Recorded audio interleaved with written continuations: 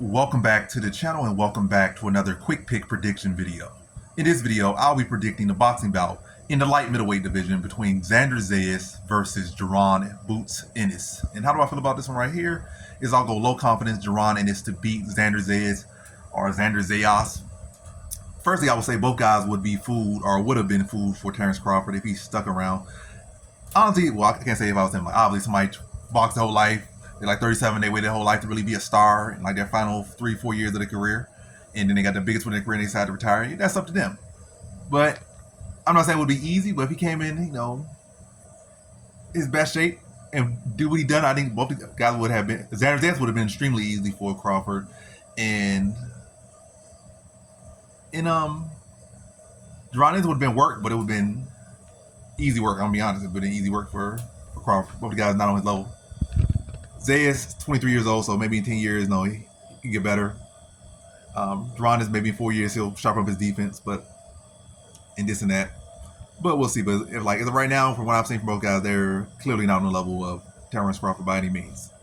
But again, these both guys are still not even in their 30s, so they can improve. Especially Xander Zayas, only 23 years old. But yeah, as far as watching him, Ennis has amazing highlights. Zayas highlights, even his highlights ain't nothing to brag about his highlights. Ennis has phenomenal highlights. But when I watch both guys fight, I don't like none of their defense. I know Ennis get hit. I watched a couple of his fights live, not in person, but on TV, watched them, a couple of them live. Then watching the analyze even more, because the past I wasn't really predicting his fights, so I was just watch them to enjoy. I still saw he got too much, but going back and analyze, he got hit more than I like. And Zayas get hits more than I like. But then with Zayas, when he gets hit, he's getting hit with jabs by guys that aren't even good jabbers. Too much, with 6 times around, jabs to the face are landing on him, or 4 times. And even when he's fighting on the back foot, you're kind of going I'm gonna be on the back foot, and you're trying to be boxing style, boxing, not inside, out fighting, and you're supposed to be some elite fighter, you should not be getting jabbed in the face that many times. Really by anyone, especially not someone that's not no elite jabber. He's not fighting no Shakur. He's not fighting no Haney. Obviously, he's bigger than those guys. But either way, he's not fighting somebody would say oh, that's guy that guy got a real elite jab. You find guys somebody say that guy got the jab, they laugh you out. They will laugh you out the gym. And he's getting jabbed by these guys at times.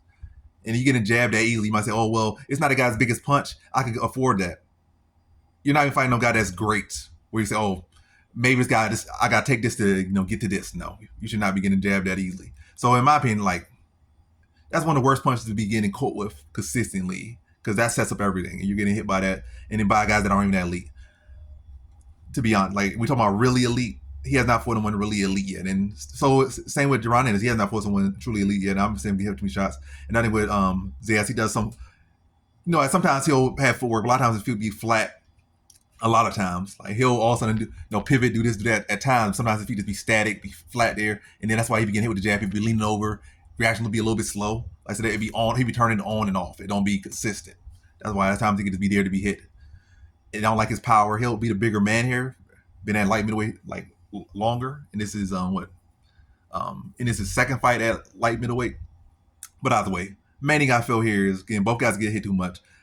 But I dislike the fact that Zayas gets hit with the jab so much, and by guys that aren't even good jabbers. And Jaron Ennis will be by far the best jabber he has before. And Jaron Ennis will be the faster, sharper, more technical fighter here.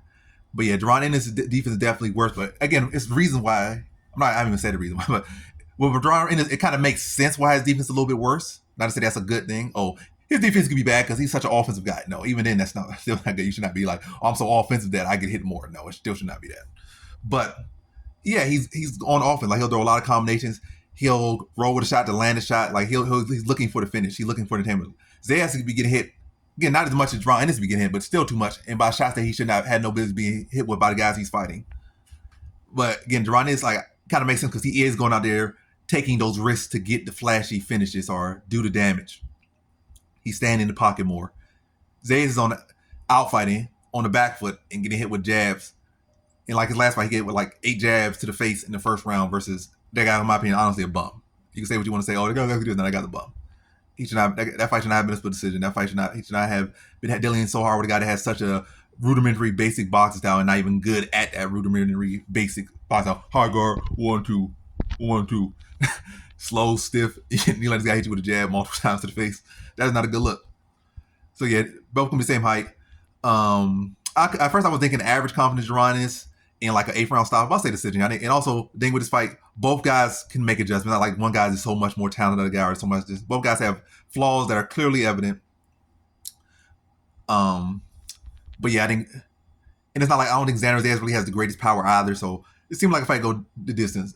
Jaron is fighting a bigger fight than he usually fighting the most talented guy he has fought to this date in his career, the biggest guy he has fought to this date in his career. So it's a lot of different factors. So they both can make adjustments and win this fight.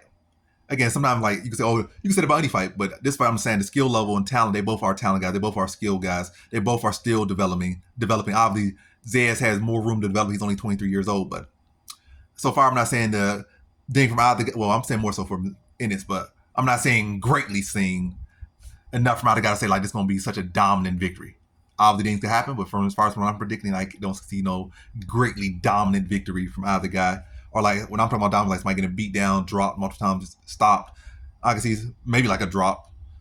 I can see some damage. Definitely on points, maybe somebody winning like 8 rounds to 4 or something. I can see that on Jaron side. But yeah, mostly see a competitive fight. See Jaron is winning. I see Jaron in this landing that jab early and often to the face, to the body, mixing combination rip to the body.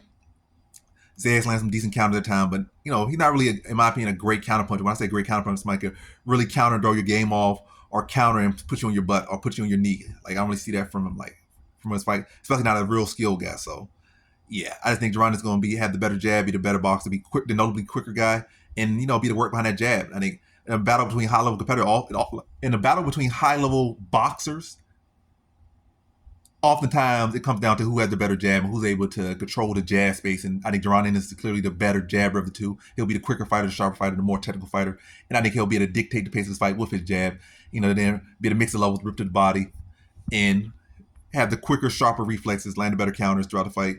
But competitive scrap, but Jaron Ennis winning a clear decision, but competitive fight after 12 rounds. So in this one, I got Jaron Ennis via decision.